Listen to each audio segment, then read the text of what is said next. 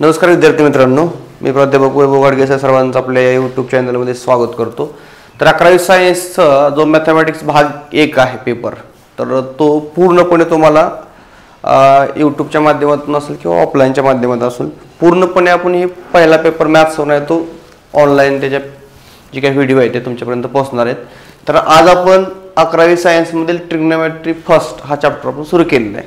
तर तुमच्या बुकमध्ये त्याचा पेज नंबर आहे 14 पेज नंबरवरती आहे। पहिला चॅप्टर पण घेणार आहे आपण, परंतु ट्रिग्नोमेट्री 1 2 आधी घेणार आहे, कारण ट्रिग्नोमेट्री हा 11वी 12वी साठी खूप महत्त्वाचा चॅप्टर आहे आणि सीईटी जेईसी सुद्धा महत्त्वाचा आहे। मग आता ह्याच्यामध्ये ट्रिग्नोमेट्री 1 साठी तुम्हाला बेसिक काय काय लागते ते बेसिक पहिल्यांदा लिहून घेऊ आपण, जे काय बेसिक आवश्यक आहे। आता 10वी मध्ये तुम्हाला झालेलं आहे, पण ते बेसिक काय आहे आणि कशासाठी लागणार आहे ते खूप महत्त्वाचं आहे पहिल्यांदा।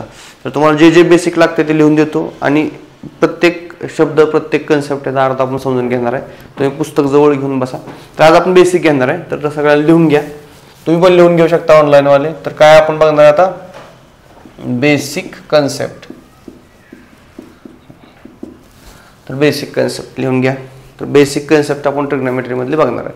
त्यामध्ये बेसिक मध्ये काय काय येतं पहिल्यांदा त्या ट्रिग्नोमेट्री आहे तरी काय, म्हणजे त्याचे डायग्राम काय असते पूर्णपणे। आता हे ट्रिग्नोमेट्रीचा अभ्यास करत असताना आपल्याला त्याच्या 3 साइड 3 अँगल त्याचं मेजरमेंट ह्याच्याविषयी हा ट्रिग्नोमेट्रीचा कन्सेप्ट आहे। तर हे मोजमाप करण्यासाठी आपण वापरतो, अँगल असेल त्यामध्ये 3 साइड वगैरे असतात। तर आपण बघूया, चलो। तर आपल्याला या ठिकाणी आता समजून घ्यायचं आहे मस्तपैकी। तर हा आपण आपल्या हे कशी काय करूया, डायग्राम काढून घेऊया। तर डायग्राम काढा, तुम्हाला दिसत असेल डायग्राम ए बी आणि सी। ह्या ठिकाणी 90 डिग्रीचा अँगल आहे। किती डिग्रीचा अँगल आहे हा, तर 90 डिग्रीचा अँगल आहे। डायग्राम काय जण उलटी काढते कशी काढा, काय अडचण नाही, डायग्राम समजण्याशी मतलब झालं। हे डायग्राम सगळ्यांनी काढून घेतली। तर एबीसी नावाचा एक ट्रायंगल आहे आपल्याकडे। आता एबीसी नावाच्या ट्रायंगल मध्ये कुठल्या साईडला काय म्हणतो ते आपल्याला समजून घ्यायचं, कुठल्या साईडला आपण काय म्हणतो हे आपल्याला नीट समजून घ्यायचं आहे। ओके, तर आता ह्याच्यामध्ये ही जी साईड आहे सगळ्यात मोठी ट्रायंगल मध्ये, सगळ्यात मोठ्या साईडला आपण काय म्हणतो, हायपोटेनियस म्हणतो। त्याला काय म्हणतो आपण, हायपोटेनियस म्हणतो।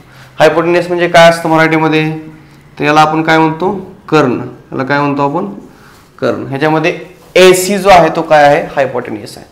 आणि जी शेजारची बाजू आहे याला काय म्हणतो आपण, आपण थीटा अँगल घेतला, हा काय घेतला, थीटा अँगल घेतला। थीटाच्या शेजारील बाजू ह्याला काय म्हणतो आपण, ॲडजसंट साइड म्हणतो आपण। याला काय म्हणणार आहे आपण, ॲडजसंट साइड। ॲडजसंट साइड थीटा अँगलची शेजारची बाजू। आता या थीटाला 3 शेजारी बाजू आहेत। हा जो अँगल आहे थीटा, ह्या थीटाला इकडं एसी नावाची ही एक बाजू आहे, ही एक साइड आहे आणि ही एक साइड आहे। ह्या साइडला ऑलरेडी नाव दिले आपण, काय नाव दिले, हायपोटेनियस। आणि मग ह्या साइडला नाव काय असेल, ॲडजसंट साइड। ह्याला मराठीमध्ये काय म्हणतो आपण, शेजारची बाजू।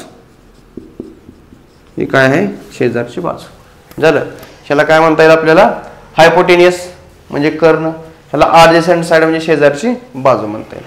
येतं लक्षात। तर त्याच्यानंतर पुढे काय सांगितलं बघा, ही काय झालं तुमची अपोजिट साइड। अपोजिट साइड म्हणजे काय असतं मराठीमध्ये, अपोजिट साइडला आपण काय म्हणतो, अपोजिट म्हणजे काय, विरुद्ध बाजू। विरुद्ध बाजू म्हणजे कशाची विरुद्ध बाजू, ह्या थीटाच्या विरुद्ध काय आहे, ह्याला काय म्हणतो, विरुद्ध बाजू। ह्याला काय म्हणतो आपण, विरुद्ध बाजू। आलं लक्षात। ही एबीसी नावाचा ट्रायंगल आपण पूर्णपणे ह्याची माहिती घेतली। त्याच्यात काय फॉर्म्युले आहेत ते एकदा बेसिक फॉर्म्युले तुम्हाला कळले, काय अडचण येणार नाही। तर ही डायग्राम मस्तपैकी काढून घ्या, डायग्रामची पूर्णपणे माहिती घ्या आणि त्याच्यानंतर आपण त्याच्यात लागणार आपल्याला ह्या चॅप्टरमध्ये लागणारे जे काय बेसिक कन्सेप्ट ते बघणार आहे। ह्याचे रेशो बघणार आहे आपण, साइन कॉस टॅन, काय सेक असेल, कोसेक असेल, कॉट असेल, आणि त्यानंतर आपण एक टेबल बघणार आहे। तर हे जर एवढं कळलं तर तुम्हाला काय अडचण येत नाही, ट्रिग्नोमेट्री तुम्हाला पूर्णपणे समजणार आहे। परत आपण sine square plus cos square is equal to 1 कसं येतं ते पण बघणार आहे। आता तुम्हाला हे लक्षात ठेवावं लागणार आहे। हे कळलं तुम्हाला, मी काय सांगितलं कळलं ते लक्षात येतं, कशाला काय म्हणायचं येतं लक्षात। हे तुमचं काय झालं, इथला थीटा झाला, ही थीटा घेतला, काही वेळेला थीटा येत असतो त्यावेळेला हे सगळं बदलेलं मग येतं लक्षात। तर थीटा कुठं आहे त्यानुसार ठरवायचं। थीटाच्या विरुद्ध समोर असणारी बाजू म्हणजे काय असते, अपोजिट साइड। इथे ए बी बाजू काय, अपोजिट साइड आहे। सगळ्यात मोठी ट्रायंगल मधली सगळ्यात मोठी साइड कुठली असते, हायपोटेनियस आहे। सगळ्यात मोठी लांबी आहे ना, एसी सगळ्यात मोठी, तर याला काय म्हणायचं, AC म्हणजे हायपोटेनियस झाली. आणि BC ह्या थिटाच्या शेजारची, याला पण ॲडजसंट साईड म्हणायचं, म्हणजे शेजारची. ॲडजसंट म्हणजे शेजारी. आलं लक्षात, एवढी माहिती आहे. तर आपल्याकडे आता ह्यात काय रेशो आहेत, तर रेशो तुम्ही मस्तपैकी लिहून घ्यायचे आहेत. तर याचा रेशो कळले की अडचण काय येणार नाही. आता काय रेशो दिला आपल्याला, तर ह्यातले काही रेशो आहेत ते आपण रेशो व्यवस्थितपणे लिहून घेऊया. तर पहिला असतं साइन थिटाचा. तर आपल्या यातले काय रेशो आहेत ते आपण आता नीटपैकी तिथे व्यवस्थितपणे त्यातले रेशो आपण बघूया.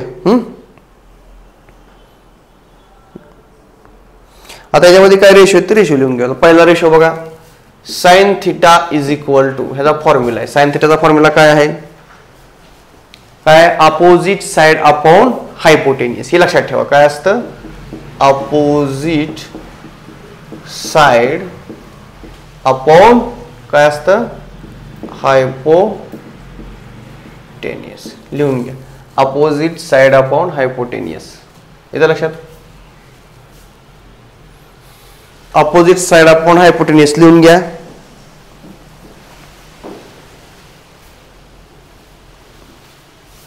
अपोजिट साइड अपॉन हायपोटेनियस लिहून घेतलं. अपोजिट साइड अपॉन हायपोटेनियस हा झाला साइन थिटाचा फॉर्म्युला. परत कॉस थिटा. कॉस थिटा म्हणजे काय असतं, ॲडजसंट साइड. काय असतं, ॲडजसंट साइड डिवाइडेड बाय काय बघायचं आपल्याला, hypotenuse. Hypotenuse adjacent side divided by hypotenuse लिहिलं. साइन झाला, कॉस झाला, त्यानंतर टॅन थिटा. टॅन थिटा काय असतो, अपोजिट साइड अपॉन ॲडजसंट. झालं, हे झाला तुमचा टॅन थिटा.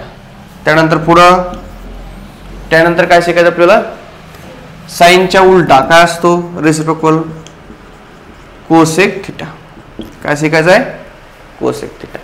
तर कोसेक थिटाचा फॉर्म्युला काय असतो, साइनच्या उलट असते यामध्ये.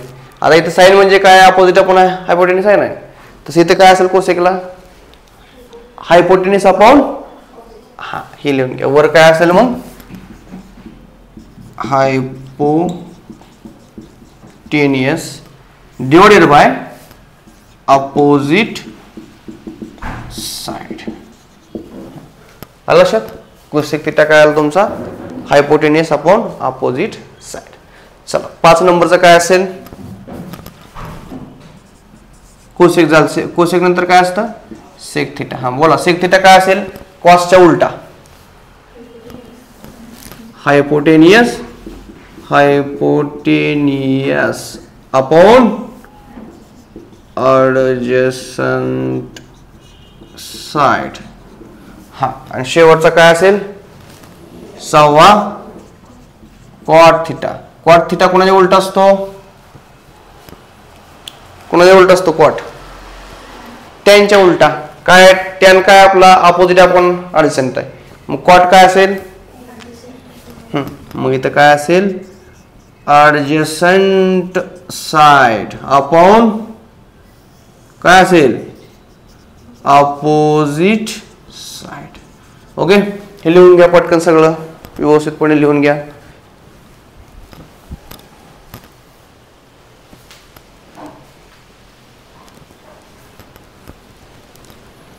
हे लिहून झालं. हे कन्सेप्ट बेसिक आहेत. तर थोडंसं आणखी यामध्ये पुढे बघा, व्यवस्थितपणे लक्ष देऊन घ्या. हे झालं, हे तुम्हाला सगळं कळलं कशाला काय म्हणायचंय. साइन थिटा म्हणजे काय बघा, साइन थिटा साइन थिटा म्हणजे काय, अपोजिट साइड अपॉन हायपोटेनियस. म्हणजे इथं काय येतं, ह्याच्या पुढे लिहायचं आपल्याला, सांगा इथे काय लिहिता येईल आपल्याला. मग अपोजिट साइड कोण आहे इथं, AB अपॉन काय येईल, AC. पुढं चला, कॉस थिटा सांगा मला, BC अपॉन AC. चला त्याच्या पुढे टॅनचं सांगा मला, AB अपॉन BC. चलो पुढे कोसेकचं सांगा मला. कोसेकचं काय येईल? AC upon AB. चलो पुढं सेकचं सांगा. सेक साठी काय येईल? AC upon BC.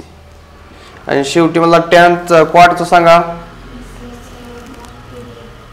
BC upon AB. झालं? अशा पद्धतीने लिहून घ्या. ओके, कशाला काय म्हणून घेतला आपण त्याचा रेशो लिहून घेतला या ठिकाणी डायग्रामवरून. डायग्रामवरून आपण रेशो लिहून घेतला.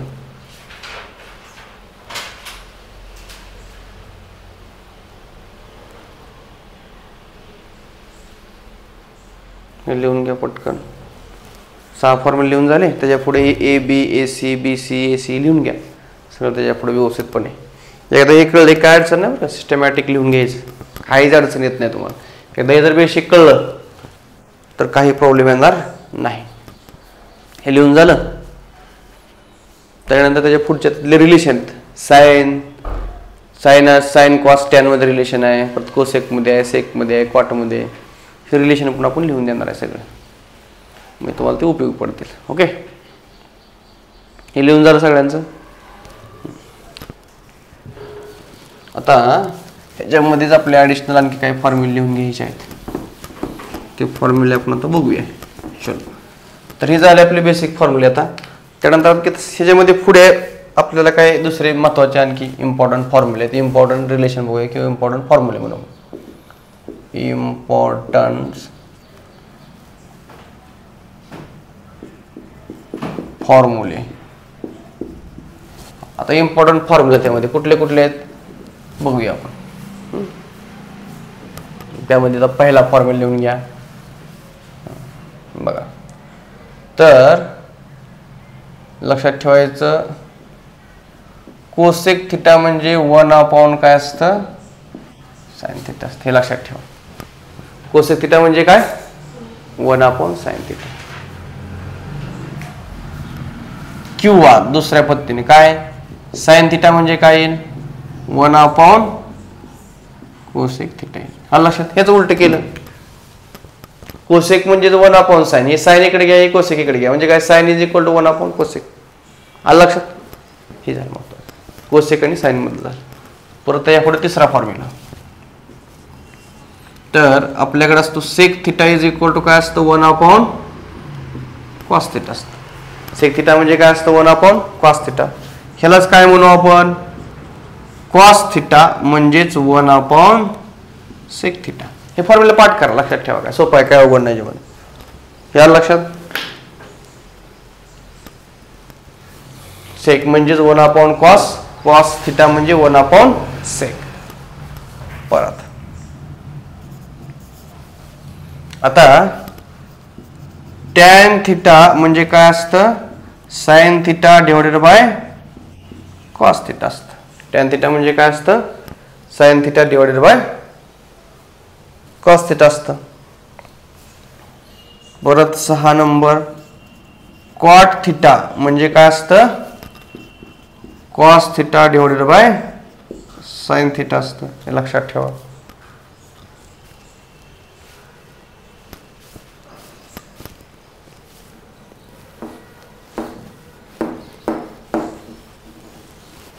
हे नीट लक्षात ठेवा बरं का, व्यवस्थितपणे.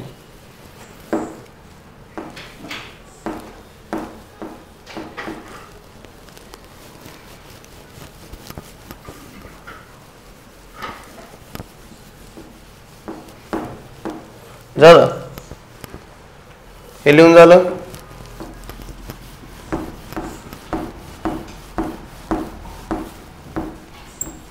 चलो पुढं.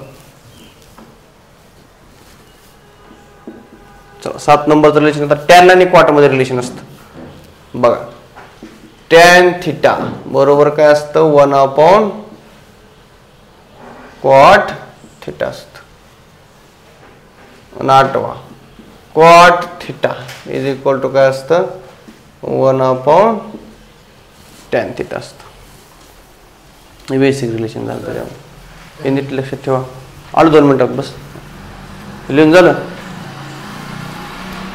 तर रिलेशन झालं बेसिक त्याच्यामधलं. गेलं सगळ्यांनी.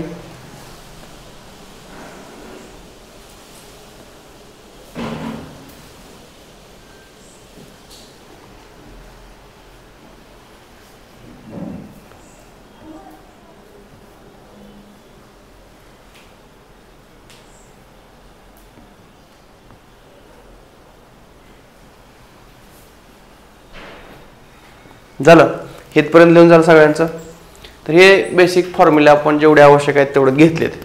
आता आपल्याला त्याच्यानुसार sine square plus cos square is equal to 1 कसं येतं हे डिफाईन करायचं. आता हे भरपूर फॉर्म्युला त्याच्यामध्ये, पण आता हे बेसिक आहे. आपण जी डायग्राम मग अशी बघितली त्या डायग्रामवरून तयार झालेले एवढे फॉर्म्युले आहेत. त्याच्यापुढे आपल्याला एक पॉईंट बघायचा आहे, त्याचं हेडिंग लिहून घ्या तुम्ही. आता थोडीशी जागा तिथं आणखी कमी जास्त फॉर्म्युला तिथं सोडा थोडीशी जागा. त्याच्या खाली एक नवीन पॉईंट वाटल्यास नवीन पेजवर सुरू केलं तर चालतं का, जागा थोडी असेल तर राहू द्या, काय अडचण नाही. तर नवीन पॉईंटचं नाव द्या trigonometric function with the help of a circle. हे लिहून घेतलं सगळ्यांनी? हे लिहून घेतलंय का?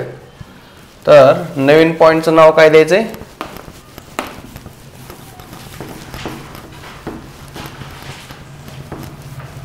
नवीन पॉईंटचं नाव काय सांगितलं?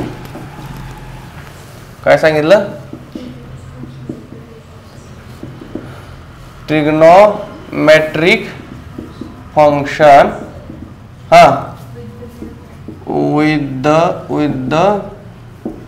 help of a circle. Heading द्या trigonometric function with the help of a circle. help of a circle. Trigonometric function with the help of circle. आपण ट्रिग्नोमेट्रिक फंक्शन बघणार आहे सर्कलच्या सहाय्याने. म्हणजे तुम्हाला sine square plus cos square is equal to 1 कसं येतं ते बघायचं या ठिकाणी. तर पहिल्यांदा काय करून घ्यायचं, डायग्राम काढून घ्यायची मस्तपैकी. ते इथे एक सर्कल काढून घ्या. असं पहिल्यांदा 1 मीटर अंतरावर किंवा सेंटीमीटर होते असं एक सर्कल मस्तपैकी काढून घ्या. ही सर्कल काढून घ्या. तुम्ही कर्कटकच्या सहाय्याने काढू शकता. आता याला नावं देऊन घ्या. कुठला पॉईंट कुठं आहे ते नावं लिहून घ्या. तर आता एक्स वाय ॲक्सिस त्याच्यामध्ये आहेत. तर कुठल्या याला ॲक्सिसला काय नाव दिलं बघूया. इथे एक पी पॉईंट आपण घेणार आहे. इथं कुठला पॉईंट घेतलाय आपण? पी पॉईंट घेतलाय. हे पण असं जोडून घ्यायचं इथं. इथं जो आपला पॉईंट आहे ह्याला ओ म्हणू आपण. इथनं खाली असा एक लंब टाकायचा आहे. तर ह्याला नाव द्यायचं यम. इथं आहे पी पॉईंट, तो काहीतरी एक्स कॉमा वाय असेल. असं नाव देऊन घे त्याला.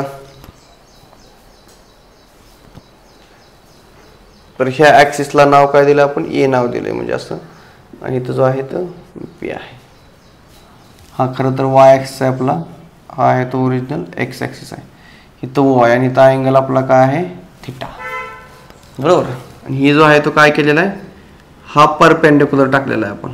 म्हणजे इथे काय झाला? 90 अंशाचा कोन झाला. बरोबर. काय झाला? 90 डिग्रीचा अँगल या ठिकाणी झालेला आहे.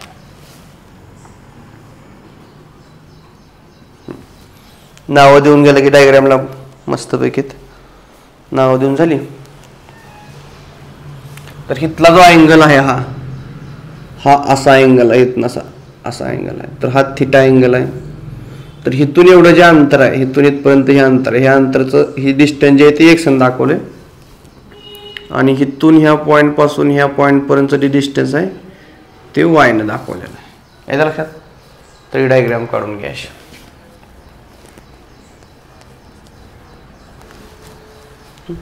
Trigonometric function with the help of a circle. तर सगळ्यांची डायग्राम मस्तपैकी काढून घ्या. डायग्राम काढून झाली की मला सांगा.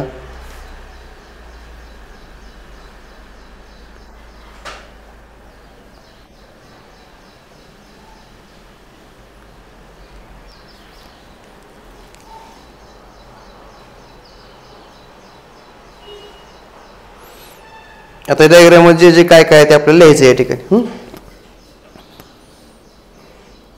ओके.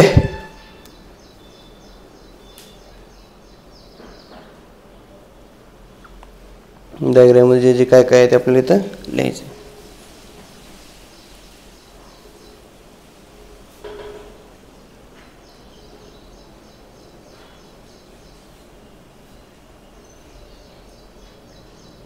चलो आता ह्या डायग्राम मध्ये तुम्हाला काय काय माहिती दिसते ती लिहायच. काय दिले heading, trigonometric function with the help of circle. एक सर्कलच्या सहाय्याने तुम्ही ट्रिग्नोमेट्रिक फंक्शन कशी मांडणार किंवा ट्रिग्नोमेट्रिक रिलेशन ह्याच्यामध्ये कसं सांगणार. तर आता आपल्याला ह्या डायग्रामकडे बघितल्यावर काय काय दिसतंय ती माहिती या ठिकाणी लिहायची. डायग्राम मध्ये काय काय दिसतंय तुम्हाला. OA काय आहे आपला, OA is a initial arm. बरोबर आहे. काय हे एक सर्कल आहे, हे काय सर्कल आहे, त्याच्या सेंटरला काय दिले या ठिकाणी, सेंटर कोण आहे, O आहे. बरोबर आहे. हे काय तुम्हाला परीक्षेमध्ये लिहायचं नाही, थेरम काय परीक्षेला येत नाही, फक्त त्यातनं कन्सेप्ट तुम्हाला मी सांगतो आणि यातले महत्त्वाचे पॉईंट आपण लिहूया. दिलेल्या डायग्राम मध्ये the given diagram which is काय म्हणतो आपण, we can say that O is a centre of the given circle. Also OA is a initial arm. OA काय, initial arm. OB is a terminal arm आणि theta is a angle. काय theta कसला angle आहे, तर हा anti clockwise जाणारा कसला हे काय अँगल आहे थिटा. आणि इथे काय केले, PM is a perpendicular on OA. या डायग्राम मध्ये काय माहिती सांगितली, PM is a perpendicular on OA. PM काय केला, P पासून M कडे काय केलाय, परपेंडिक्युलर टाकलाय. लक्ष द्या इकडे, P कडून M कडे काय टाकलाय, परपेंडिक्युलर टाकलाय. तर हा PM परपेंडिक्युलर कुठल्या लेवलवर टाकलेला आहे, OA वर टाकलेला आहे. हिता अँगल परपेंडिक्युलर शब्दाला किती कितीचा अँगल होईल, मग हा कितीचा अँगल झाला या ठिकाणी, 90 डिग्रीचा अँगल झालेला आहे. बरोबर, हा इथं 90 डिग्रीचा अँगल झालेला आहे. मग आपल्याकडे ह्याच्यामध्ये ट्रिग्नोमेट्रिकचं रिलेशन आहे आपल्याला माहित आहे. हे तुम्हाला काय काय डायग्राम मध्ये ते कळते. काय हा OA किंवा OX हा इनिशियल आर्म झाला. परत OB कसला झाला, टर्मिनल आर्म. म्हणजे OA जो आहे तो इनिशियल म्हणजे काय, सुरुवातीचा आहे, हा सुरुवातीचा रे. परत अँगल होऊन हा काय झाला, टर्मिनल रे. कळलं का, ह्याला टर्मिनल रे म्हणजे शेवटचा. मला सांगा आता अँगल आहे असा आपल्याकडे, ह्याला काय म्हणतो आपण, सुरुवातीचा ऍक्सिस. आणि हा काय झाला, शेवटचा. म्हणजे ह्याला काय म्हणायचं, इनिशियल. ह्याला काय म्हणायचं, टर्मिनल. आणि हा इथं जो मध्ये अँगल त्याला काय म्हणायचं, त्याच्यामधला अँगल तयार झाला. तसं इथं बघा, हा इनिशियल, हा टर्मिनल आणि त्यांच्यामध्ये असणारा अँगल. आता ह्याच्यामध्ये आपल्याला रिलेशन सापडते. काय रिलेशन सापडतं सांगा बरं. ह्या डायग्राम वरून आपण काय लिहू शकतो, about diagram which is clear that आपण लिहू शकतो. ह्या डायग्राम वरून काय लिहू शकतो इथं सांगा बरं. साइन थिटा इज इक्वल, सांगा, वी कॅन राईट काय लिहू शकतो सांगा बरं. साइन थिटा सांगा मला. Sine theta is equal to, बोला. किंवा आपण पहिल्यांदा काय म्हणू, in given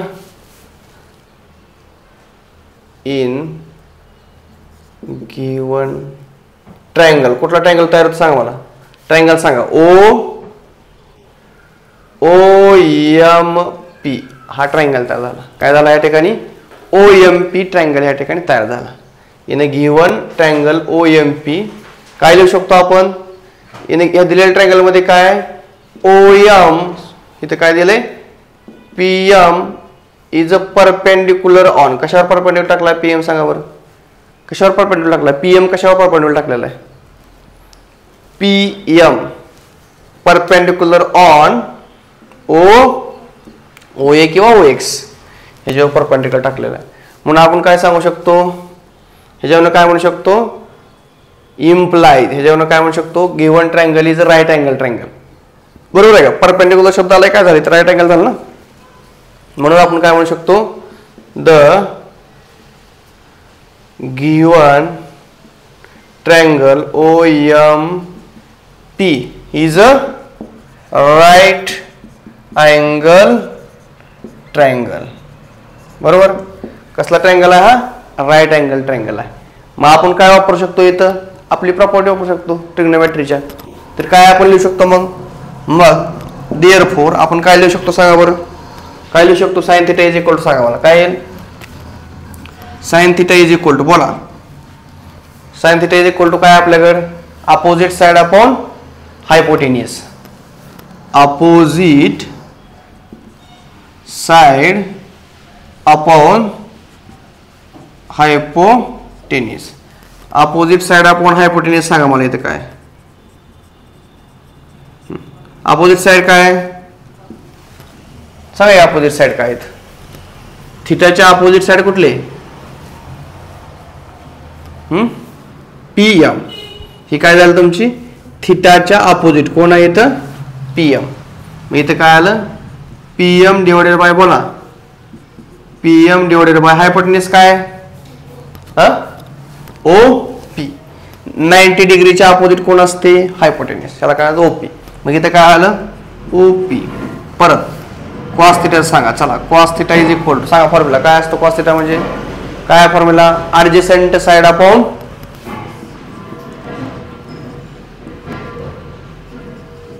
ॲडजसंट side upon हायपोटेन्यूस.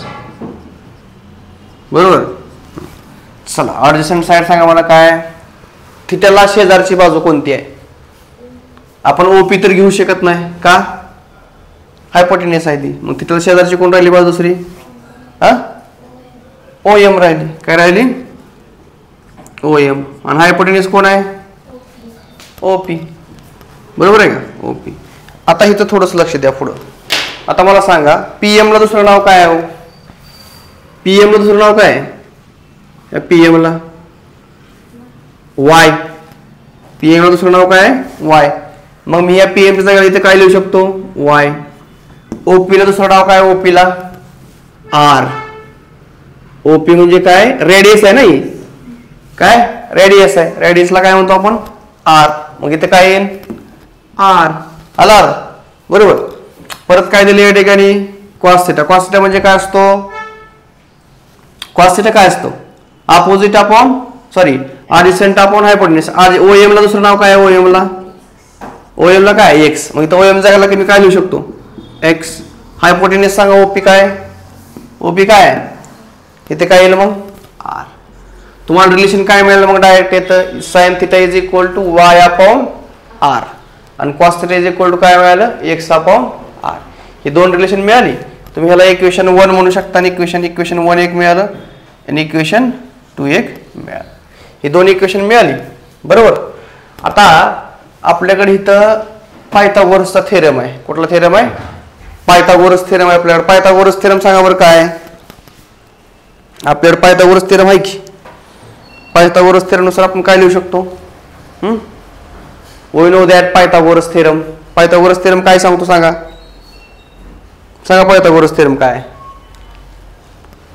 Pythagoras theorem काय असतो? Hypotenuse square is equal to square of remaining two side. बरोबर आहे. आता हायपोटेन्यूस कोण आहे इथं? OP. मग आपल्या इथे कसं लिहिता येईल बघा? We know that. आपल्याला काय माहित आहे? R square is equal to बोला काय असतं? R square is equal to x square plus Y square. X square plus Y square. हे कशावरून लिहिले आपण? बाय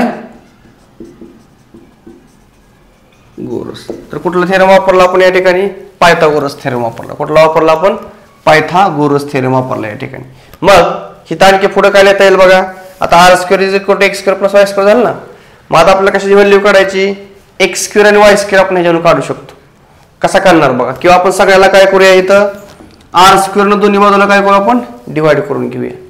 हे लिहिते का? लिहिलेलं दिसतंय का? दिसतंय का लिहिलेलं इथं? किंवा एवढं लिहून घ्या. चला एवढं तर लिहून घ्या इथपर्यंत पटकन. इथं लिहिलेलं दिसतंय का? इथं इथपर्यंत इथं दिसतंय बरोबर? हे दिसतंय का इथं? तर आता बघा पायथागोरस थेरम नुसार आपण काय करूया? R square is equal to x square plus Y square आहे. पायथागोरस थेरम नुसार आपण काय करूया? आता हे लिहूया. हे लिहिल्यानंतर आपण काय करू? ह्याला सगळ्या बाजून दोन्ही बाजूने काय करू? आपण R स्क्वेअर न डिवाइड करून घेऊ. म्हणजे कसं येईल बघा? काय करू? ह्याला आपण जर R स्क्वेअर न डिवाइड करून घेतलं किंवा असं लिहिलंय हे आपण असं लिहू शकतो. कसं बघा? आता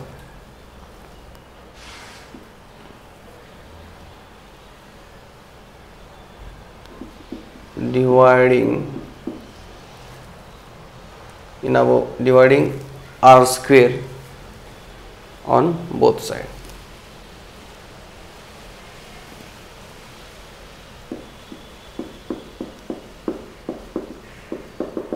दोन्ही बाजूला आपण R स्क्वेअर ने डिवाइड करून घेऊ. म्हणजे कसं येईल? R square divided by R square is equal to x square plus Y square divided by R square. म्हणजे R स्क्वेअर कॅन्सल इथं 1 आलं. इथे येईल X square divided by R square plus Y square divided by R square. म्हणजे पुढे येते येईल 1 is equal to X by R त्याचा square plus Y by R त्याचा स्क्वेअर. आता मला सांगा इकडे लक्ष द्या एक मिनिट. हे आपण उलटं पण लिहू शकतो. इथं 1 आहे. एक्स बाय आर ची व्हॅल्यू किती आहे? एक्स बाय आर ची व्हॅल्यू किती आहे? एक्स बाय आर म्हणजे कोण आहे? कॉस थीटा आहे ना. इथे एक्स अपॉन आर जागेला मी काय लिहू शकतो? एक्स डिवायडेड बाय आर जागेला काय? एक्स डिवायडेड बाय आर जागेला मी काय लिहू शकतो? Cos theta. म्हणजे हे जागेला काय येईल? कॉस थीटाचा स्क्वेअर. वाय बाय आर ची व्हॅल्यू सांगा किती? वाय बाय आर म्हणजे कोण आहे? Sine theta. मग इथे काय लिहिता येईल मला? साइन थीटा त्याचा काय स्क्वेअर. हे कशावर लिहिलं मी? फ्रॉम 1 and 2 बरोबर आहे. 1 आणि 2 वरून लिहिलं म्हणजे मला काय मिळालं? या ठिकाणी मी उलट लिहितो. इकडे काय मिळालं मला? Sine square theta plus cos square theta is equal to काय आलं? 1. मग हे आपल्याला रिलेशन मिळालं. मग कधी कधी परीक्षेला असतं prove that sine square theta plus cos square theta is equal to 1. आपण 10वी पासून पाठ करता आलेलो आहे. काय पाठ करता आलो? Sine square plus cos square is equal to 1. Sine square plus cos square is equal to 1. तर ते कसं येते? असं येते. आलं का? Sine square plus cos square is equal to 1 ही ट्रिग्नोमेट्रिक आयडेंटिटी झाली. एक फॉर्म्युला आपल्याला मिळाला. काय केलं फक्त आपण याच्यामध्ये? हे साइन कॉस थीटाची व्हॅल्यू लिहिली, पायथागोरस थेरम वापरला आणि त्या पायथागोरस थेरमला काय केलं आपण? आर स्क्वेअरनं दोन्ही बाजूला डिवाइड करून घेतलं. आता ह्याला पण आर स्क्वेअरनं डिवाइड करून घ्यायचं आणि ह्याला पण आर स्क्वेअरनं डिवाइड करून घ्यायचं. डिवाइड केल्यावर काय येईल? ठीक आहे असं येते. डिवाइड केले काय येते?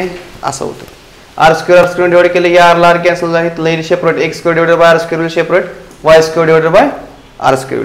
परत ही एक्स बाय आर स्क्वेअर आहे तर ह्याला कंस जो आहे ह्याला ब्रॅकेट एक सेपरेट लावून घ्या. असा ह्याला पण स्क्वेअर आहे ह्याला पण स्क्वेअर आहे असं केलं मी. परत ह्याला वायला पण स्क्वेअर आहे आरला पण स्क्वेअर आहे म्हणजे हे असं लिहिलं. पण आपल्याला एक्स अपॉन आर ची व्हॅल्यू आहे ती टाकली, वाय अपॉन आर ची व्हॅल्यू टाकली. Sign square plus cos square किती मिळालं? 1 मिळालं. आलं लक्षात? तर इथपर्यंत लिहून घ्या व्यवस्थितपणे. थोडंसं थांबावर व्हिडिओ. चला ह्याच्या पुढे पहा. रिमार्क आहे त्याच्यावर काय तर ट्रिग्नोमेट्रिक रेशोज और function are independent of the radius. Independent म्हणजे काय? अवलंबून नसणे. जे काय आपण 6 फंक्शन बघितले sine cos tan cosec sec cot तरी रेडियसवर ते अवलंबून नसतात. रेडियस किती असू द्या तर तुम्हाला ते ट्रिग्नोमेट्रिक जे काय रेशो आहेत त्याच्यामध्ये काय बदल होणार नाही. रेडियसचा काही संबंध येत नाही. Trigonometric ratios of the coterminal angle are same. जर कोटर्मिनल अँगल असतील म्हणजे कोटर्मिनल अँगल कोणाला म्हणायचं तर 360च्या पटीमध्ये असतात. ते 360च्या पटीमध्ये किंवा त्यांना कोटर्मिनलचा अँगलचा जो कन्सेप्ट आहे तुम्हाला अँगल मेजरमेंटमध्ये पहिल्या चॅप्टरमध्ये दिलेला आहे. कोटर्मिनल म्हणजे 360च्या टाइम्समध्ये असतात ते. त्याला कोटर्मिनल अँगल त्यांचा रेशो काय असतो? सेम असतो. तर आपल्याला काय माहित आहे? आपण r is equal to x is equal to r cos theta y is equal to r sine theta लिहू शकतो. कशावरून? इक्वेशन 1 आणि 2 वरून. आपल्याला पाठीमागे इक्वेशन 1 आणि 2 लिहिलेलं आहे. तर आपल्याला काय मिळालं होतं? एक्स अपॉन आर म्हणजे कॉस थीटा मिळाला होता. बरोबर आहे. हे आपण कशावर लिहिलेलं आहे? तर आपल्याला काय माहित होतं? X upon r is equal to cos theta होतं. आपल्याला कॉस थीटा म्हणजे काय? Adjacent side upon hypotenuse. मग या आरला जर आपण इकडे घेतलं तर काय होईल? आर इंटू कॉस थीटा म्हणजे एक्स इज इक्वल टू तुम्हाला डायरेक्ट काय मिळेल? आर कॉस थीटा मिळेल. सेम तसंच इथं पण काय आपल्याला y upon r is equal to काय होतं आपल्याकडे? Sine theta. साइन थीटा म्हणजे काय? Addition side upon hypotenuse. तर ही जी आर आहे तो इकडे मल्टिप्लायला घ्याल तर काय होईल? Y equal to r sine theta मिळेल. हे कशावरून लिहिलं तर आपण तर इक्वेशन 1 आणि 2 वरून आपण तसं लिहू शकतो. हे लक्षात घ्या. बरोबर आहे. त्यानंतर हे पण given circle is unit circle. Unit circle म्हणजे काय? ज्या सर्कलची रेडियस 1 असते म्हणजे आर ची व्हॅल्यू किती असते? आर ची व्हॅल्यू काय असते? त्या ठिकाणी 1 असते. तर आर ची व्हॅल्यू जर 1 असेल तर काय मग? आर ची व्हॅल्यू जर 1 असेल तर आपण काय लिहू शकतो बघा या इक्वेशन मध्ये? Cos theta is equal to आपल्याला काय? एक्स अपॉन आर आहे. आर ची व्हॅल्यू इथे किती आहे? 1 आहे म्हणजे एक्स आहे. म्हणजे cos theta is equal to direct किती आला? एक्स आला. एक्स म्हणजेच काय असता? Cos theta. आणि साइन थीटा म्हणजे काय? Y upon r. आर ची व्हॅल्यू किती येते? 1 म्हणजे sine theta is equal to y मिळेल तुम्हाला. म्हणजे वाय म्हणजेच काय मिळेल? Sign theta. मग तुमचा जो पॉईंट आहे तो पॉईंट काय असतो नेहमी? तर पॉईंट आपल्याकडे असतो पी एक्स वाय हा पॉईंट आहे. तर तुम्ही अँगलच्या भाषेमध्ये मांडू शकता. म्हणजे तो कसा येईल? पी ऑफ एक्स ची व्हॅल्यू किती आली आपल्याकडे? आता एक्स ची व्हॅल्यू किती आली? Cos theta. म्हणजे तुम्ही इथे काय लिहू शकता? Cos theta. वाय ची व्हॅल्यू किती आली आपल्याकडे? Sine theta. मग तुम्ही काय लिहू शकता? Sign theta. मग डायग्राम मध्ये तुम्ही एक्सच्या जागेला कॉस थीटा लिहू शकता, वायच्या जागेला साइन थीटा. कधी? तर हे युनिट सर्कल असेल तर. हे लक्षात. तर इथपर्यंत हा रिमार्क झाला.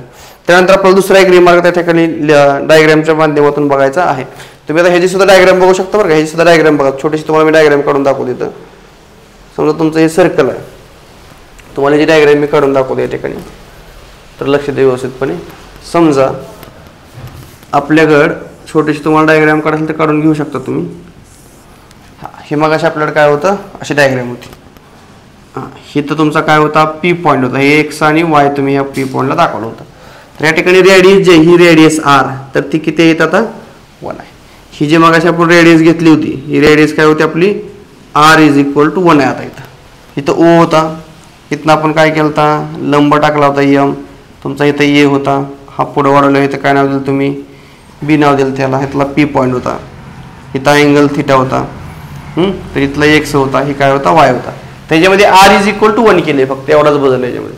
मग आर इज इक्वल टू 1 झालं तर इथला पी एक्स वाय पॉईंट पण तुम्हाला काय मिळाला. आता इथे पी जागाला मी काय लिहू शकतो, एक्स म्हणजे काय लिहू शकतो कॉस थिटा, आणि वाय म्हणजे काय लिहू शकतो साइन थिटा. हे असं तुम्हाला या ठिकाणी मिळालं डायग्राम. हे डायग्राम इथं एक्स म्हणजे आर कॉस थिटा आणि वाय म्हणजे आर साइन थिटा. पण आरची व्हॅल्यू इथं 1 आली, कारण आरची व्हॅल्यू इथे किती 1 आहे. ही युनिट सर्कल आहे. ह्याला काय नाव आहे, हे कसलं आहे तर ही डायग्राम कशाची आहे तर युनिट सर्कल आहे. हे कसलं आहे, युनिट सर्कल. युनिट सर्कल म्हणजे काय हो, युनिट सर्कल म्हणजे ज्याची रेडियस काय आहे 1 आहे. असं युनिट सर्कल असताना अशा पद्धतीने त्या ठिकाणी माहिती असेल. ओके, तर या ठिकाणी थांबूया आपण 2 मिनिटं थांबू. ब्रेक असं हात केलेले. हां, तर विद्यार्थी मित्रांनो शेवटचा रिमार्क बघा. The trigonometric function do not depends on the position of the point on the terminal arm but they depends on the measure of the angle. आता ट्रिग्नोमेट्रिक फंक्शन जे असतात ती पॉईंटच्या पोझिशनवर अवलंबून नाहीत. तर त्या पॉईंट तुमचा पॉईंट पी इथं आहे का इथं आहे का, त्या आर्मवरती कुठं पॉईंट आहे ह्या पोझिशनवरती अवलंबून. समजा तुमचा क्यू इथं पॉईंट आहे, पी इथं पॉईंट आहे, तर हे ट्रिग्नोमेट्रिक फंक्शनवरती ह्या पॉईंटच्या पोझिशनचा काही परिणाम होत नाही, परंतु अँगलचा मात्र त्याच्यावरती परिणाम होत असतो. मी तुमचा पॉईंट ह्या आतल्या सर्कलवरती आहे का इथं आहे का, या आर्मवरती कुठं पॉईंट आहे ह्याचा काही संबंध येत नाही. तुमचा हे आत आपली तुमची ही आर्म आहे, ह्या आर्मवरती किंवा या ठिकाणी पॉईंट असला का इथं असला का, ट्रिग्नोमेट्रिक फंक्शनवरती काही परिणाम होत नसतो. परिणाम होतो कशावरती तर अँगलवरती परिणाम होत असतो. तर ते कसं बघा. आता समजा आपण जर रेशो इथे घेतला, सांगा मला sine theta is equal to काय येईल, बोला. Sine theta is equal to तुम्हाला 2 रेशो मिळतील, कारण आत एक सर्कल आहे बाहेर एक सर्कल आहे, बरोबर आहे. आता आतलं सर्कल काय येईल पहिल्यांदा सांगा मला. Sine theta is equal to काय येईल, opposite side upon hypotenuse. Opposite side काय येतं y dash divided by hypotenuse. काय सांगा बरं, ही काय आहे अपोजिट साइड म्हणजे ही, हायपोटेन्यूस म्हणजे ही. हायपोटेन्यूस इथे किती आहे, हे अंतर किती आहे 1च आहे टोटल, आणि ही रेडियस किती आहे सगळी आर आहे. इथनं एवढी रेडियस टोटल, इथनं इथपर्यंत ही रेडियस किती आहे आर आहे, आणि इथनं इथपर्यंत किती आहे 1 आहे. इथं लक्षात. तर मग इथं काय येईल वाय डॅश अपॉन 1, म्हणजे मोठ्यासाठी काय, मोठ्या सर्कलसाठी काय येईल बाहेरच्या काय येईल, मोठा सर्कल आहे इथं. ह्या ट्रायंगलसाठी काय येईल ओ एम पी मध्ये, ओ एम पी मध्ये काय येईल वाय अपॉन आय असेल, बरोबर आहे. त्याचा रेशोमध्ये काय फरक पडणार नाही. तर तुम्हाला असं मिळेल. छोट्या ट्रायंगलमध्ये आतमध्ये काय मिळेल तुम्हाला, ही छोट्या ट्रायंगलसाठी झाला हा रेशो, आणि हा झाला तो काय ही छोट्या ट्रायंगलसाठी झाला, आणि हा रेशो कुठल्या ट्रायंगलसाठी झाला मोठ्या ट्रायंगलसाठी झाला. ह्याच्यावर तुम्ही काय लिहू शकता मग, sine theta is equal to तुम्हाला काय लिहिता येईल वाय डॅश एक मिळेल, बरोबर आहे का. Sine theta is equal to काय मिळेल तुम्हाला वाय डॅश, आणि काय मिळेल हे जर आर इकडे गेलं तर काय होईल r sine theta is equal to काय मिळेल तुम्हाला वाय मिळेल, बरोबर. असं तुम्हाला 2 पॉईंट मिळतील, काय फरक पडणार नाही. आता तुम्हाला इथलं आर कुठे गेलं तर आर इज इक्वल टू किती येतं 1 आहे, कारण आतमध्ये रेडियस किती आहे 1, त्यामुळे आरची व्हॅल्यू 1 आहे. दुसऱ्या ठिकाणी काय मिळेल सांगा बरं कॉस थिटा, हे पहिलं झालं. दुसरं काय मिळेल ratio cos theta is equal to बोला. आतला सांगा आधी, छोट्या सर्कलसाठी सांगा कॉस थिटा काय असतो. थिटा म्हणजे काय अपोजिट साइड, हा सांगा opposite side, sorry horizontal side सांगा कॉस थिटा. कॉस थिटाची हॉरिझॉन्टल साइड काय येतं आतल्या ट्रायंगल मध्ये एवढ्या एक्स डॅश डिवायडेड बाय काय येईल 1 येईल, आणि मोठ्या बाहेरच्या सर्कलसाठी मोठ्या सर्कलसाठी काय येईल, मोठा सर्कल काय बाहेरचा मोठा सर्कल, 2 ट्रायंगल यात एक ट्रायंगल झाला असं, आणि दुसरा मोठा ट्रायंगल कुठला आहे हा झाला मोठा ट्रायंगल. तर मोठ्या ट्रायंगल मध्ये काय येईल सांगा बरं cos theta. Opposite horizontal side काय आपली ही कॅपिटल एक्स, इथलं एक्स, आणि इथे काय असेल ही लांबी टोटल आर असणार आहे. म्हणजे हॉरिझॉन्टल साइड काय आहे मोठ्या ट्रायंगलमध्ये हॉरिझॉन्टल साइड काय आहे तर एक्स आहे, ही काय आहे एक्स, बरोबर आहे. आणि ही साईड काय आहे वाय, आणि छोट्या ट्रायंगलमध्ये ॲडजस्टंट साईड काय आहे एक्स डॅश आणि काय आहे वाय डॅश. आलं लक्षात. तर हे लक्षात घ्या, ही तास येईल. मग आता हे जे ह्याच्यावर तुम्हाला 2 मिळेल, ही काय cos θ इज इक्वल टू तुम्हाला डायरेक्ट इथे काय मिळेल एक्स डॅश मिळेल बरोबर. आणि ह्याच्यावर काय मिळेल हे ह्याच्यासाठी एवढं मिळेल, आणि परत ह्याच्यासाठी काय मिळेल हे आर इकडे गेल्यावर R cos θ is equal to काय मिळेल एक्स मिळेल. तर तुम्हाला हा एक रेशो मिळेल, हा एक रेशो मिळेल बरोबर आहे. म्हणजे आता ह्याच्यावर परिणाम हा त्यांच्या ट्रिग्नोमेट्रिक फंक्शनवरती रेशोवरती परिणाम होत नाही. होतो कधी परिणाम ट्रायंगल बदलला तर परिणाम होतो. तर तुम्हाला हे 2 माहिती या ठिकाणी झाली. आलं लक्षात. तर आजच्या लेक्चरमध्ये आपण या ठिकाणी थांबूया. उद्या आपण भेटणार आहे नवीन कन्सेप्ट सोबत. तुम्ही या चॅनलवरती नवीन असाल तर चॅनलला सबस्क्राईब करा, लिंक पुढे शेअर करा. ट्रिग्नोमेट्री चॅप्टर आपण पूर्णपणे याच्यावर व्हिडिओ अपलोड करणार आहे. तर आजचा ही पहिला पार्ट आपण या ठिकाणी बघितला. उद्या आपण नवीन पार्टमध्ये नवीन व्हिडिओमध्ये भेटूया. तोपर्यंत सगळ्यांना खूप शुभेच्छा. धन्यवाद.